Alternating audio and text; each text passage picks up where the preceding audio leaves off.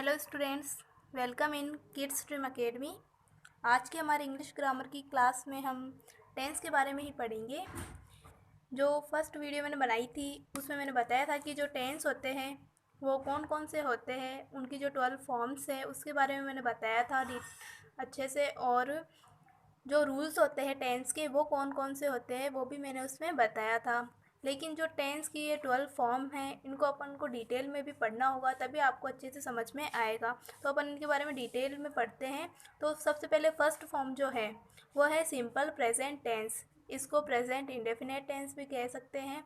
तो ये होता क्या है, पहले इसके बारे में जान लेते हैं। तो इसकी जो पहचान है वो कैसे होगी कि जो सिंपल प्रेजेंट टेंस के जो भी सेंटेंस होंगे उसमें किसी काम का होना या फिर करना पाया जाता है। अब इन वाक्यों के जो अंत में ता है, ती है या ते है, ये सारे जो वर्ड्स है ये आते हैं तो वो कहलाएंगे सिंपल प्रेजेंट टेंस। एग्जाम्पल अपन ले सकते हैं, राम स्कूल जाता है।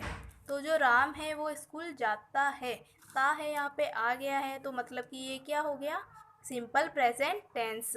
तो अब अपन को पता चल गया है कि सिंपल प्रेजेंट टेंस क्या होता है। तो अब अपन देखते हैं कि इन टेंस में जो भी ये टेंस के जो फॉर्म्स है उसके अंदर 3 टाइप के सेंटेंस बनते हैं। एफर्मेटिव यानी कि सकारात्मक, जिसमें कोई सकारात्मक क्रिया की गई हो, ठीक है।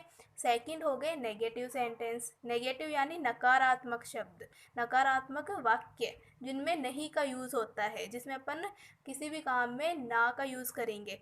थर्ड जो हो गया वो है इंट्रोगेटिव सेंटेंस। इंट्रोगेटिव यानी कि क्वेश्चन, किसी को भी अपन प्रश्न करें तो इसलिए इसको कहते हैं प्रश्नात्मक वाक्य। तो सबसे पहले अपन ये देखते हैं कि जो एफर्मेटिव सेंटेंस है उसका रूल क्या है और एफर्मेटिव सेंटेंस होते क्या है। तो ये देखिए पहले कि अभी अपन बात करें प्रेजेंट टेंस की, तो जिन वाक्यों में वर्तमान काल का बोध होता है वह सिंपल प्रेजेंट टेंस कहलाते हैं, ठीक है। तो इसका जो रूल है एफर्मेटिव का वो यह होगा कि सब्जेक्ट प्लस वर्ब की फर्स्ट फॉर्म प्लस ऑब्जेक्ट, ये इसका रूल है।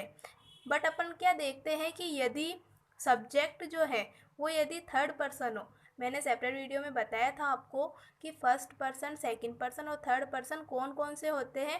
तो जो उसमें आप एक बार देखना, तो ही she it name this that, ये जो जिन मतलब कि किसी भी वाक्य के अंदर इनका यूज़ होता है, किसी का भी नाम का यूज़ होता है, तो उन वाक्यों में एस या ई एस का यूज़ होगा। और अपन क्या देखते हैं कि यदि उन वाक्यों के अंदर ना का यूज़ होता है, नहीं का यूज़ होता है, यदि वो नेगेटिव सेंटेंस होंगे तो वहाँ पे डस का यूज़ होगा। और अपन क्या देखते हैं, यदि वहाँ पे फर्स्ट और सेकंड पर्सन होंगे, जैसे कि आई, यू, वी, दे, दिस, दोस, ये सब यदि आ गए किसी सेंटेंस में, नेगेटिव सेंटेंस में, तो वहाँ पे डू का यूज़ होगा। अब जैसे एग्जांपल अपन ने लिया है, I play football every Sunday, मैं हर संडे फुटबॉल खेलता हूँ।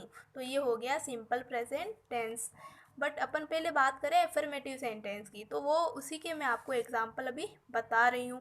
जैसे कि फर्स्ट है अमित जाता है, तो अमित यहाँ पे क्या हो गया, थर्ड पर्सन, तो अमित गोज, ई एस का यूज़ हुआ है, क्यों हुआ है, क्योंकि वो क्या है, थर्ड पर्सन है। सेकंड है मैं जाता हूँ, तो आई गो, यहाँ पे ई एस का यूज़ नहीं हुआ, क्यों, क्योंकि जो मैं सब्जेक्ट जो है वो क्या है, थर्ड पर्सन नहीं है। थर्ड जो है वो है अमित घूमने जाता है, तो Amit goes for a walk, मैं खेलता हूँ, आई प्ले। अमन पार्क में खेलता है, Aman plays in the park, वो स्कूल जाती है, she goes to school. Ashish guitar बजाता है, आशीष प्लेस गिटार। ये सारे जो सेंटेंस है ये क्या है, एफर्मेटिव सेंटेंस है, सकारात्मक वाक्य है। क्यों, क्योंकि यहाँ पे किसी भी वाक्य में नहीं या फिर किसी भी क्वेश्चन का, किसी भी प्रश्न का वाक्य यहाँ पे नहीं है, यहाँ पे सब एफर्मेटिव सेंटेंस ही है।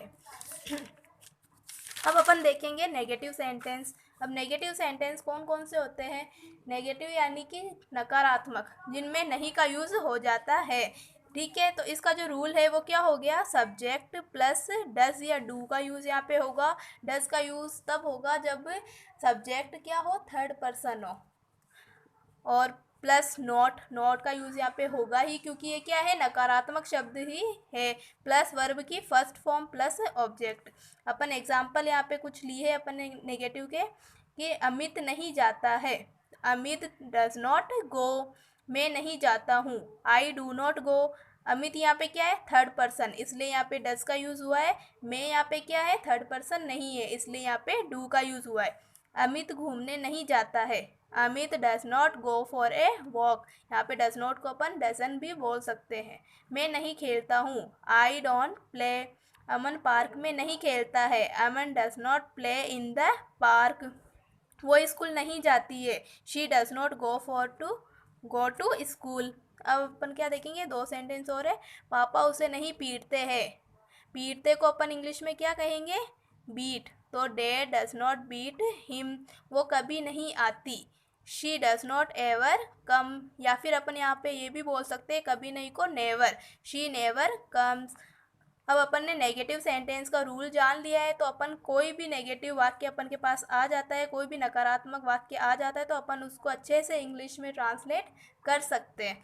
अब अपन देखते हैं इंट्रोगेटिव सेंटेंस। इंट्रोगेटिव सेंटेंस यानी प्रश्नात्मक वाक्य। अब प्रश्नात्मक में मतलब कि ये हो गया कि कोई भी अपन से कोई क्वेश्चन कर रहा है या फिर अपन किसी से क्वेश्चन कर रहे हैं, तो वो हो गया इंट्रोगेटिव सेंटेंस। इसका जो रूल है वो क्या हो गया कि इसके अंदर यदि किसी भी सेंटेंस में WH वर्ड्स आ गए, WH वर्ड्स होते हैं जैसे कि वॉट, वॉज, वॉम, विच, जैसे कि कब, क्यों, किस लिए, किसने, ये सारे वाक्य यदि आ जाते हैं, ये सारे शब्द यदि आ जाते हैं किसी वाक्य में, तो वो होते हैं WH वर्ड्स। तो WH वर्ड्स प्लस डज और डू, इन दोनों का use, plus subject plus not plus verb की फर्स्ट फॉर्म प्लस ऑब्जेक्ट और क्वेश्चन मार्क, तो ये इसका है रूल। ठीक है, अब अपन देखते हैं एग्जाम्पल।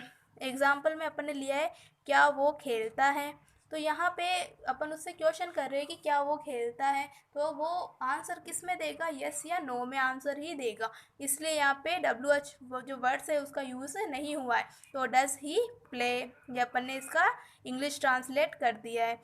तो वो क्या खेलता है, अब अपन ने उससे क्वेश्चन किया कि वो क्या खेलता है, तो वो यस या नो में तो आंसर नहीं दे सकता, इसलिए यहाँ पे किसका यूज़ हुआ है, WH वर्ड का, कि what does he play. Amit कहाँ जाता है, अमित यहाँ पे थर्ड पर्सन है, इसलिए यहाँ पे किसका यूज़ हुआ है, डज का, तो वेयर डज अमित गो। मैं किसके साथ खेलता हूँ, with whom do I play. Aman कब सोता है, व्हेन डज अमन स्लीप, वो कब तक ऑफिस में रहता है, until when does he stay in office. मैं क्या नहीं करता, what do I not do, पापा उसे क्यों पीटते हैं, why does dad beat him. ये अपन ने देख लिए, ये इंट्रोगेटिव के कुछ सेंटेंस थे। तो अब आपको अच्छे से समझ में आ गया होगा एफर्मेटिव, नेगेटिव और इंट्रोगेटिव सेंटेंस कौन कौन से होते हैं, उनके रूल्स क्या क्या हैं और उनका यूज़ कैसे कैसे होता है।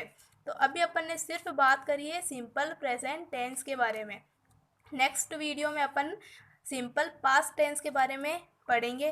तो अभी तो आप इसको अच्छे से समझ जाइए, हो सकता है, आई होप आपको समझ में आ गया होगा। यदि नहीं आया तो भी आप इसको बार बार देखते रहे और प्रैक्टिस करते रहे, तभी आपको अच्छे से समझ में आएगा। यदि आपको कुछ समझ में ना आए, कोई प्रॉब्लम हो, तो आप क्वेश्चन कर सकते हैं।